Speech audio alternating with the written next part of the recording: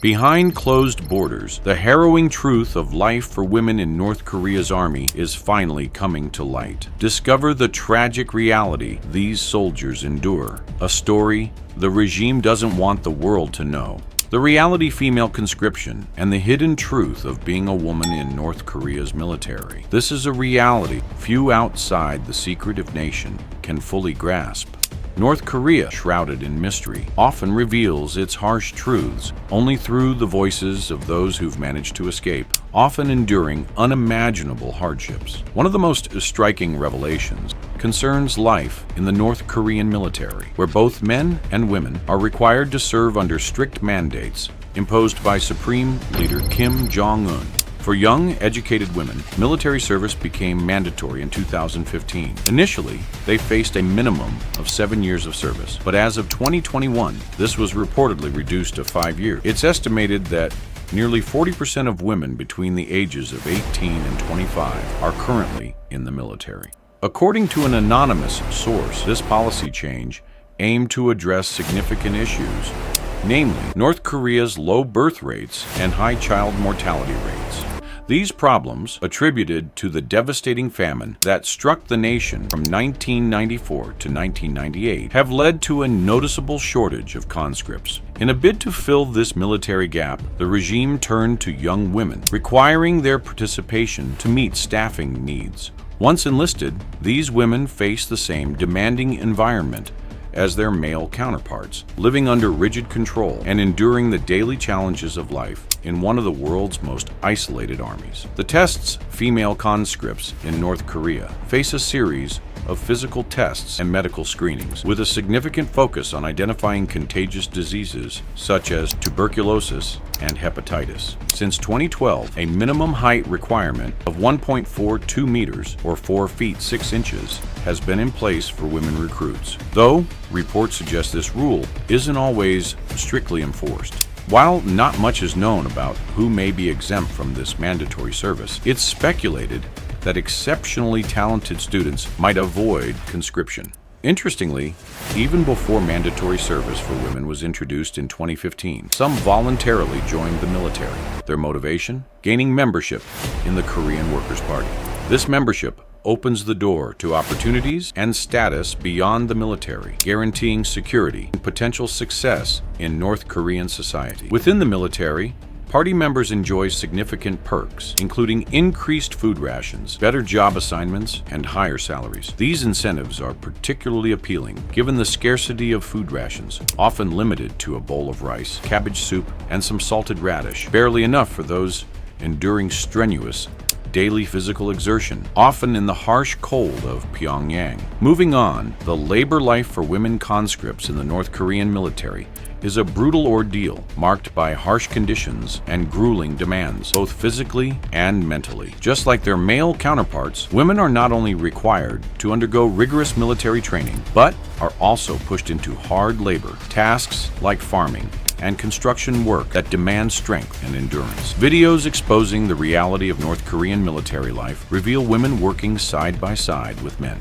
carrying heavy bundles of firewood or rocks across difficult terrain. But these tasks aren't all they face. Women are burdened with additional responsibilities, many of which fall in line with stereotypical domestic roles. In the North Korean army, women are expected to handle female duties, often referred to as tukong unonu, or cooking pot lid driver. While men are occupied elsewhere, women take on cooking, cleaning, and other chores for their fellow soldiers, working tirelessly before they can even consider retiring to study or rest. Their rest quarters offer little solace, as 24 women typically share a cramped room. Each soldier is assigned a bunk and a tiny set of drawers, decorated with required photos of Kim Il-sung and Kim Jong-il, though these images have likely been updated to include the current leader, Kim Jong-un. In these crowded spaces, cleanliness is nearly impossible to maintain. They sleep on rice hull mattresses that quickly absorb sweat, thus worsening the already poor hygiene standards. Compounding these issues, there is minimal electricity and a lack of basic necessities, especially menstrual products. Until 2015, women had to make their own sanitary supplies from bandages, though poor nutrition and the high stress of military life often led to missed menstrual cycles. Bathing is another ordeal. Showers consist of icy water from hoses, sometimes with frogs or even snakes, making their way through the pipes, adding to the discomfort and vulnerability. The daily hardships are compounded by the general treatment of women by their superiors, with many defectors sharing horrific accounts of physical and sexual abuse at the hands of high-ranking officers. Female soldiers have no real legal recourse to protect themselves. Many, especially those sent to labor-intensive construction brigades, find themselves even more vulnerable to predatory behavior. Reporting an assault is nearly impossible. Even if a woman did report it, she risks severe retaliation. Commanders are known to keep women behind after hours, or subject them to examinations under the guise of malnutrition checks, during which they exploit their authority. This oppressive environment effectively silences female soldiers. A woman who dares to expose a superior risks not only her safety, but also her future. She could be barred from the Korean Workers' Party, a social black mark that would follow her for the rest of her life. To avoid this outcome, many women are forced into silence, enduring abuse without any means of escape or justice. In the most tragic cases, abuse leads to pregnancies, for which the women themselves are blamed. Female soldiers are expected to handle the problem immediately and covertly, often resorting to painful and risky measures to end the pregnancy. If a pregnancy is discovered, especially if it involves a high-ranking officer, the military intervenes, forcing traumatizing abortions on the women without any anesthesia. The process is brutal and often leaves women physically and emotionally scarred. Even women who manage to avoid direct abuse are not free from collective punishment. In the North Korean military, just one person's mistake can lead to punishment for everyone, fostering a climate of constant fear and suppression. For these women, military service is not a patriotic duty, but a terrifying trial of endurance and survival, with no power to protect themselves from the harsh realities imposed by their superiors. The truth of being a woman in North Korea's military is a hidden tale of resilience as they navigate extreme hardship under conditions most would never imagine. The abuse punishments for female soldiers in the North Korean military are extreme and brutal, with stories that defy belief. One defector, Jennifer Kim, recalls punishments that lasted entire days, forcing women to stand outside in the bitter cold dressed only in their underwear, or to run 100 laps in full uniform. But perhaps the most horrifying punishment she described was when women were forced to plunge their hands into icy water and then press them against frigid iron bars. The freezing temperatures caused their hands to stick to the metal instantly, ripping off layers of skin as they were peeled away. Yet shockingly, for some North Korean women, military service might still seem preferable to another terrifying fate, becoming part of Kim Jong-un's notorious pleasure squad. This practice began long before Kim Jong-un's rule, reportedly started by his grandfather, Kim Il-sung. The so-called pleasure squad, or Kip Jumo, was allegedly disbanded after Kim Jong-il's death in 2011, but defectors say Kim Jong-un decided to revive it in 2015.